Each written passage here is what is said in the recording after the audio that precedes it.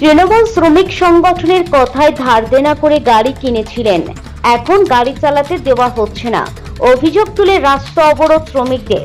রাস্তায় গাড়ি চালানোর দাবিতে উত্তর 24 পরগনা গাইঘাটা থানার ঠাকুরনগর রামচন্দ্রপুর রোডের কাঁঠালতলায় রাস্তা অবরোধ করে বিক্ষোভ শ্রমিকদের। তাদের দাবি, তারা 20 থেকে 25 বছর ঠাকুরনগর রামচন্দ্রপুর ঠাকুরনগর পাঁচপোতা রোডের লোকের গাড়ি চালাচ্ছেন। সম্প্রতি তৃণমূল শ্রমিক সংগঠনের কথায় কেউ লোন তুলে, কেউ বা ধার দেনা করে নতুন গাড়ি কিনেছেন। অবরোধকারীদের দাবি, তৃণমূল শ্রমিক সংগঠনের জেলা সভাপতি নারায়ণ ঘোষ পুরনো সেই কমিটি ভেঙে নতুন কমিটি গঠন করেছে। তারা এখন বলছে কোনো নতুন গাড়ি চলতে দেওয়া হবে না, গাড়ি চালাতে গেলে টাকা দিতে হবে। বিক্ষোভকারীদের প্রশ্ন, গাড়ি চালাতে না দিলে তারা গাড়ির টাকা কি করে শোধ করবেন? তারা চাইছেন তাদের গাড়ি চালাতে দিতে হবে, না হলে অবরোধ তুলবে না। পরবর্তীতে ঘটনাস্থলে পৌঁছায় গাইঘাটা থানার পুলিশ। পুলিশের আশ্বাসে অবরোধ তুলে নেয় অবরোধকারীরা। আমরা বিগত 20 বছর ধরে ইউনিয়নের সঙ্গে যুক্ত। আমরা 20 বছর ধরে ইউনিয়নে কাজ করি। 20 বছর ধরে আমাদের আশ্বাস দেওয়া হচ্ছে যে ভাই তোদের গাড়ি নেওয়া হবে, তোদের গাড়ি নেওয়া হবে। রিসেন্ট আমাদের ইউনিয়ন আশ্বাস দেয় যে ভাই তোরা গাড়ি কেন, তোদের গাড়ি লাইন দেওয়া হবে। আমরা ইউনিয়নের এই কথা শুনে আমরা সবাই লোন করে গাড়ি তুলেছি।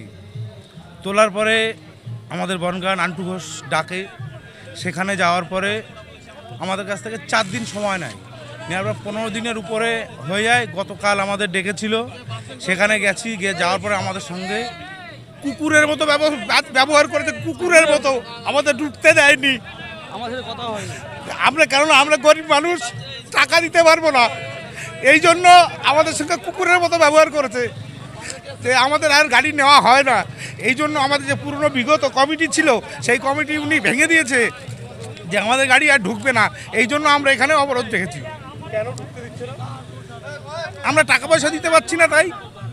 টাকা যাচ্ছে আপনাদের কাছে? হ্যাঁ, টাকা তো চাইছেই। কত টাকা? টাকা করে অ্যামাউন্ট বলছে না তো। আপনাদের দাবি? আমাদের দাবি যে আমরা লোন করে গাড়ি কিনেছি, আমাদের লাইনের রুটটা দিক। আমরা বিগত 15-20 বছর ধরে ইউনিয়নের সঙ্গে যুক্ত। 16টা গাড়ির থেকে এখন 47টা গাড়ি হয়েছে। আমাদের আশ্বাস দিয়েই গেছে ভাই তোদের গাড়ি নেওয়া হবে, তোদের গাড়ি নেওয়া হবে। সিপিএম আমল থেকে অনেক আমাদের সাথে, কিন্তু আমাদের গাড়ি নিচ্ছে না। ভাই বন্ধু তারা গাড়ি পেয়েছে। আমার নাম অমর দাস। আমাদের গাড়ি আশ্বাস দিয়েছিল নেওয়ার জন্য, সেই গাড়িগুলো নেয়নি আমাদের, সেই কারণে আমরা এখানে ধর্মঘট করতে বাধ্য হয়েছি। আমাদের যে পুরনো কমিটি ছিল সেই পুরনো কমিটি আশ্বাস দিয়েছিল আমাদের আইএনটিসি। হ্যাঁ, আমরা গাড়ি চালিয়েছিলাম পুরনো 20 বছর ধরে চালিয়েছি, 20-25 বছর বয়স এই রোডে যুক্ত হয়ে আছি। এখন নতুন মালিক যারা কিনেছে গাড়ি, তারা সব একসঙ্গে প্যাকেজ হয়ে বলছে এদের গাড়িগুলো যদি ঝোঁকে আমাদের অবস্থা খারাপ হয়ে যাবে। আমাদের নতুন গাড়ি, নতুন রুট একটা চালু হয়েছে আমাদের নিজেদের গাড়ি।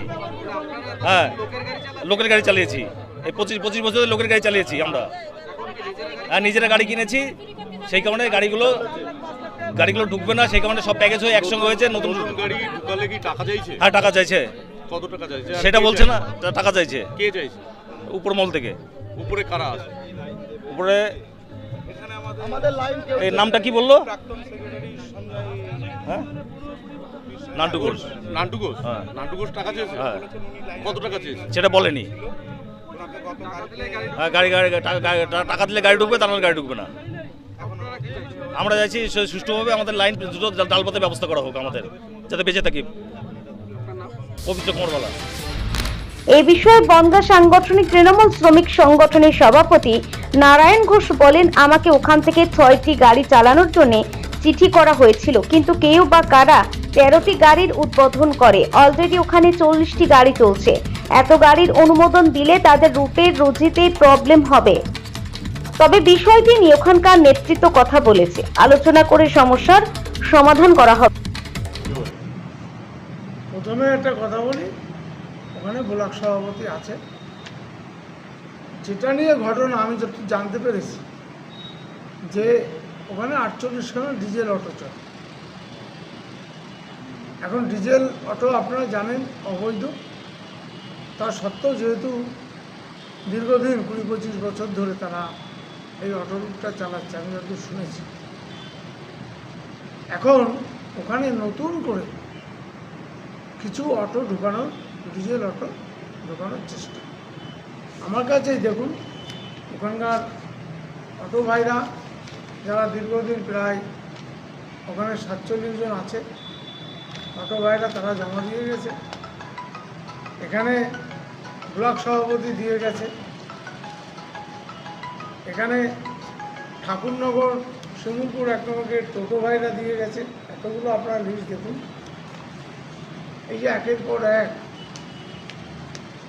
আপনাকে দেখাচ্ছি, এই একের পর এক সব শোধ। এই টোটোওয়ালারা এখানে বাপি হাজরা চাঁদপাড়া আমাদের এই দিককার যে ব্লক সভাপতি, সেও দিয়ে গেছে। তাদেরকে অন্ধকারে রেখে কে বা কারা 4 জনে নাকি দাঁড়িয়ে গায়ের জোরে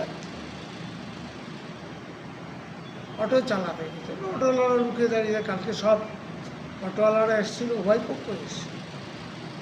এখানে দেখুন আমাকে রিকোয়েস্ট করা হচ্ছে, আমাকে রিকোয়েস্ট করা হয়েছে,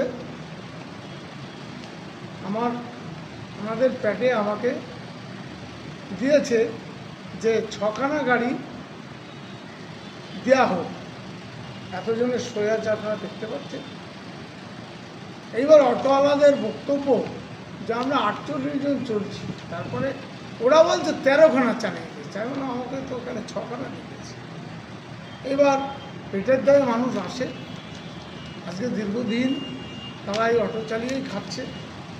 তারপরে যদি এখন একটা করে যদি 13খানা নতুন করে ঢুকে যায়, কারোর সাথে আলোচনা না করে, স্বাভাবিক ওখানে রুট সেক্রেটারি যে আছে, ওখানে যে ব্লক সহ তাদের সাথে আলোচনা করে এটা মিটিয়ে নেওয়া উচিত। আমি মনে করি গরিবের পেটে লাথি মারাটা ঠিক হবে না। কে বা কারা দিচ্ছে আমার এটা জানা নেই, আমাকে এইভাবে রিকোয়েস্ট করা হয়েছে। আমি এটা সব জায়গায় আলোচনা করে তারপরে আমি দেখব কীভাবে কী করা যায়।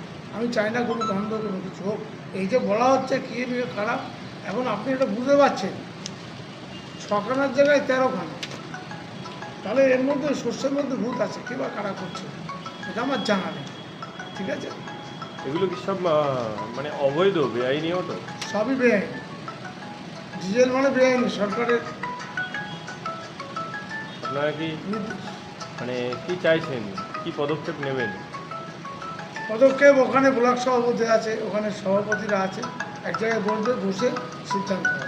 কারণ কারুর পেটে লাথি মারা যায়। আমাদের নেত্রী মমতা বন্দ্যোপাধ্যায়, অভিষেক বন্দ্যোপাধ্যায়, আমার রাজ্যের সভাপতি দেবব্রত বন্দ্যোপাধ্যায় একটাই কথা, এলাকা মানুষ, মেহনতি মানুষ, তাদের পাশে সবসময় থাকে।